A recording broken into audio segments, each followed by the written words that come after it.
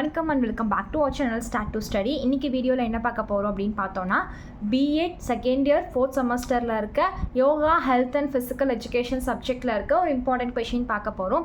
என்ன கொஷின் எந்த யூனிட் பார்த்தோன்னா யூனிட் 5ல் இருக்க எக்ஸ்ட்ரா மியூரல் காம்படிஷன். ஆல்ரெடி நம்ம சேனலில் இன்ட்ரா மியூரல் காம்படிஷன்னா என்னென்னு போஸ்ட் பண்ணியாச்சு.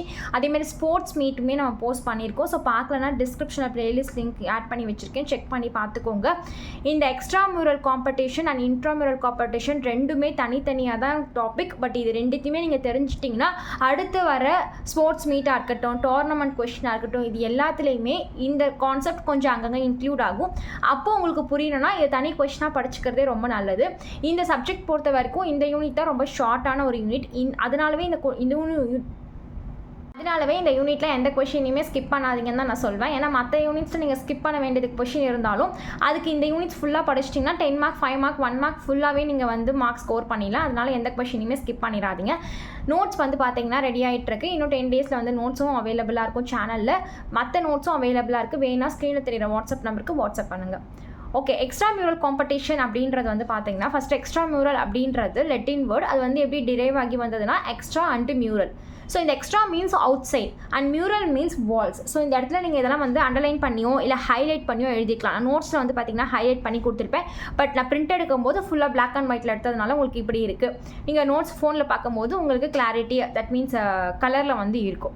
ஸோ எக்ஸ்ட்ரா மீன்ஸ் என்னது? Outside. Mural means walls. அப்போ என்ன பண்ணணும்னு பார்த்தீங்கன்னா இந்த ஸ்போர்ட்ஸ் அப்படின்றது வந்து அத்லெட்டிக் காம்படிஷன். இது வந்து அவுட் சைட் த வாலுக்கு இருக்கிற காம்படிஷன் தான் எக்ஸ்ட்ரா மியூரல் காம்படிஷன் சொல்கிறாங்க. இன்சைட் த வால்னா இன்ட்ரா மியூரல் காம்படிஷன் சொல்லுவாங்க.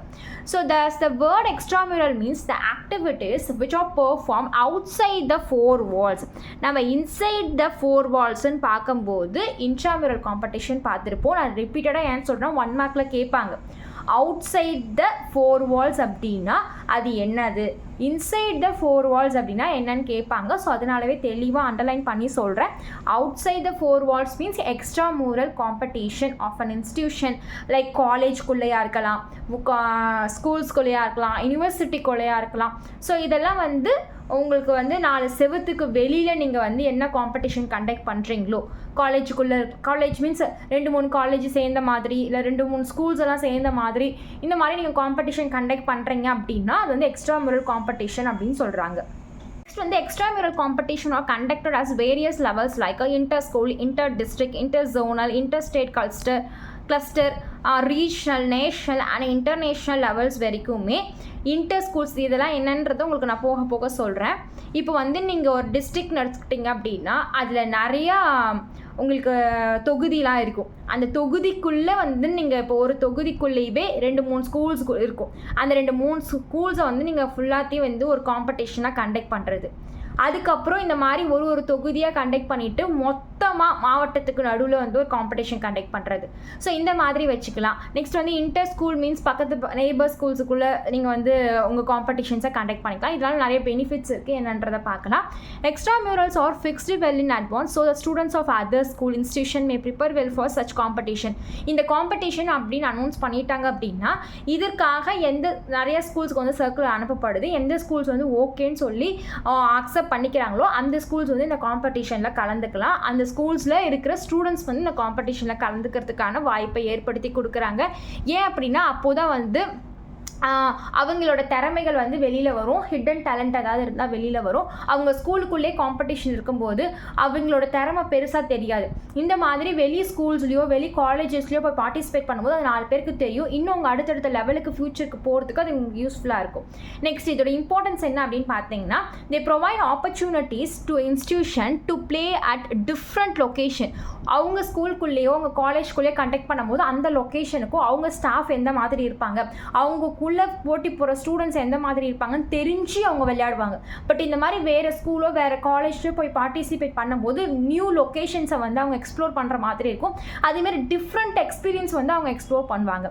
This helps in displaying their capabilities. ஸோ அவங்க வந்து அவங்களோட திறமைகளை முழுமையாக வெளிக்காட்டுறதுக்கான ஒரு வாய்ப்பாக இருக்கும். Next practice matches help in correcting the faults and shortcoming surroundings. நான் சொன்ன மாதிரி அவங்க ஸ்கூல்குள்ளேயோ காலேஜ்குள்ளேயோ அந்த பார்ட்டிசிபேஷன் இருக்கும்போது அவங்களோட ஃபால்ட்ஸ் என்னன்னு அவங்களுக்கு தெரியாமல் இருக்கலாம். அவங்க எந்த இடத்துல தப்பு பண்ணுறாங்க, அவங்க பண்ணுறது சரின்னே நினச்சிட்டு இருக்கலாம். பட் இந்த மாதிரி வெளி ஸ்கூலுக்கு வந்து பார்க்கும்போது தான் அவங்க என்னென்ன மாதிரியான தப்புகளோடு விளையாடிருக்காங்க அப்படின்றத அவங்களால உணர முடியும். And their leads to develop techniques and tactical qualities of the players. அதே மாதிரி என்னென்ன மாதிரியான ஸ்ட்ராட்டஜிஸ் யூஸ் பண்ணி விளையாடுறாங்க, என்னென்ன மாதிரியான மனுஷங்கள் இருக்காங்க, அதுக்கு தான் சோஷியலைசேஷன்ற ப்ராசஸ்க்குள்ளே நம்ம வந்து என்ட்ரி ஆகிறோம். ஸோ அந்த ப்ராசஸ் பண்ணும்போது தான் மக்களை பற்றி நம்மளால் தெரிஞ்சுக்க முடியும். எது நல்லது, எது கெட்டது, நமக்கு எது தேவை, எது தேவையில்லை அப்படின்ற எல்லா விஷயத்தையுமே பகுத்தறிஞ்சு நம்ம வாழணும் அப்படின்னா கண்டிப்பாக சொசைட்டிக்குள்ளே நம்ம இன்வால்வ் ஆகி தான் ஆகணும். அதே மாதிரி நம்ம பண்ணுற எல்லா விஷயமும், நம்ம பண்ணுற எல்லா விளையாட்டும் கரெக்டுன்னு நினச்சிட்டு இருப்போம். இந்த மாதிரி மற்ற ஸ்கூல்ஸ் அண்ட் மற்ற காலேஜஸோட விளையாடும் போது அவங்களோட டெக்னிக் என்ன யூஸ் பண்ணுறாங்க, என்ன ஸ்ட்ராட்டஜிஸ் யூஸ் பண்ணி ப்ளே பண்ணுறாங்க, இது எல்லாமே நம்மளால் தெரிஞ்சுக்க முடியும். நெக்ஸ்ட் வந்து இந்த எக்ஸ்ட்ரா மியூரல் காம்படிஷன் வந்து கான்ஃபிடென்ஸை வந்து இம்ப்ரூவ் பண்ணுறதுக்காக, டெவலப் பண்ணுறதுக்கு ஹெல்ப்ஃபுல் பண்ணுது.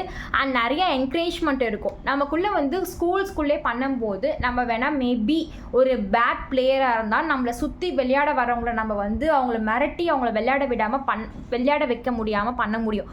ஆனால் இந்த மாதிரி மற்ற ஸ்கூல்ஸ்லையோ இல்லை மற்ற காலேஜஸ்லையோ போகும்போது அந்த மாதிரி பண்ணுறதுக்கான சான்ஸ் ரொம்ப கம்மி. ஸோ என்கரேஜ்மெண்ட் வந்து அதிகமாக இருக்கும். பேட் பிஹேவியர் வந்து போகிறதுக்கான வாய்ப்பு இருக்குது.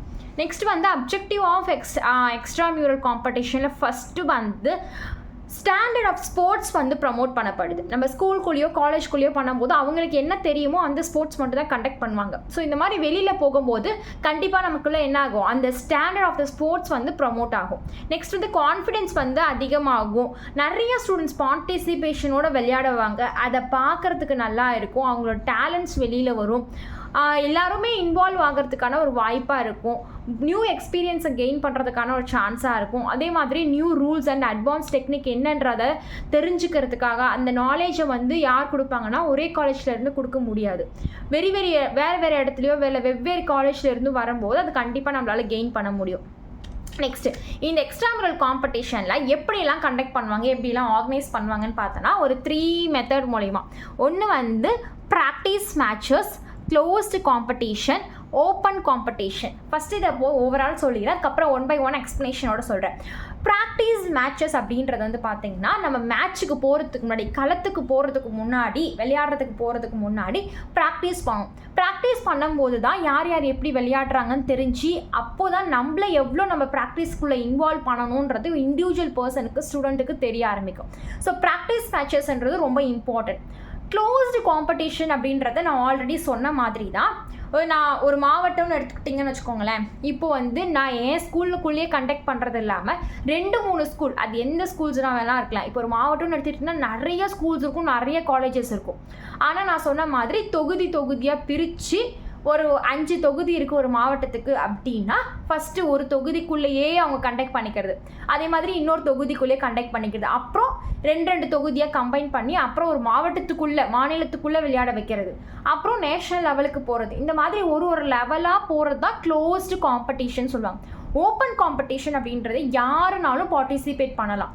அவங்களுக்கு திறமை இருக்குன்னா அந்த காம்படிஷனில் அவங்க பார்ட்டிசிபேட் பண்ணலாம். இது இந்த இடத்துல நடக்குதுன்ற அனௌன்ஸ்மெண்ட் கேட்டால் அவங்க இந்த ஆளாக தான் இருக்கணும், இந்த காலேஜில் அவங்க ஒரு மெம்பராக இருக்கணும், இந்த காலேஜில் அவங்க ஒரு ஆல்ரெடி படித்த பையனாக இருக்கணும்னு எந்த ஒரு ரெஸ்ட்ரிக்ஷனும் இல்லாமல் அந்த போட்டிக்கு அவன் தகுதியாக இருந்தால் அதை கலந்துக்கலாம். ஸோ இதான் வந்து ஓப்பன் காம்படிஷன் சொல்லுவாங்க. 1 by 1 எக்ஸ்ப்ளனேஷனோட பார்த்தலாம். வந்து ப்ராக்டிஸ் மேட்சஸ் நான் சொன்ன மாதிரி உங்களோட நெய்பரிங் இன்ஸ்டியூஷனோட நீங்கள் வந்து உங்களுக்கான ஷெடியூலை வந்து ஃபிக்ஸ் பண்ணி நீங்கள் என்ன பண்ண போகிறீங்க, அந்த இடத்துல போட்டி போட போகிறீங்கன்னா அந்த ஸ்டூடெண்ட்ஸோடவே ஒரு ப்ரீ மேட்ச் வந்து கண்டக்ட் பண்ணி நீங்கள் எந்த லெவலில் இருக்கீங்கன்றதை தெரிஞ்சுக்கிறதுக்கான ஒரு வாய்ப்பு. இந்த மேட்ச் வந்து பார்த்தீங்கன்னா எப்போ பண்ணுவாங்க, ப்ராக்டிஸ் மேட்ச்ன்றது நீங்கள் களத்துக்கு போகிறதுக்கு முன்னாடி பண்ணுறது. ரூல்ஸ் என்னன்றதை நீங்கள் புரிஞ்சுக்கிறதுக்காகவும், என்ன மாதிரியான ரவுண்ட்ஸ் இருக்க போது, எத்தனை பேர் அதில் கலந்துக்க போகிறாங்கன்ற நாலேஜ் உங்களுக்கு வரணுன்றதுக்காக இந்த ப்ராக்டிஸ் மேட்ச் வந்து கண்டக்ட் பண்ணுறாங்க. So beforehand with understanding of both the teams and institution, இதை பற்றி உங்களுக்கு ஒரு நாலேஜ் வேணுன்றதுக்காக இந்த ப்ராக்டிஸ் மேட்ச். அதே மாதிரி வந்து பார்த்தோம்னா this matches help both the teams to know their strength and weakness and take remedial measure. அவங்க டீமுக்குள்ளே என்ன ஸ்ட்ரென்த் இருக்குது, என்ன வீக்னஸ் இருக்குன்னு தெரிஞ்சு அவங்களுக்கு இல்லை அந்த குறை இருந்துச்சுன்னா அதை உடனே திருத்திக்கிறதுக்கான ஒரு வாய்ப்பு தான் இந்த ப்ரீ மேட்சஸாக இருக்குது. It also provides a competition experience and helps both teams to develop organization. இந்த மாதிரி முன்கூட்டையே வந்து அவங்களுக்கு ஒரு நாலேஜ் கொடுக்கும்போது அவங்களுக்கு தேவையில்லாத எண்ணங்களோ இல்லை தான் எல்லான்ற நினப்பு இல்லாமல் அவங்க என்ன தெரிய வேண்டுமோ அதை தெரிஞ்சுக்கிட்டு அந்த களத்தில் போய் விளையாடுறதுக்கு அவங்க ஆரம்பிப்பாங்க. ஸோ கண்டிப்பாக இது எல்லா இடத்துக்குமே இந்த ப்ராக்டிஸ் மேட்ச்ன்றது தேவைப்படுது.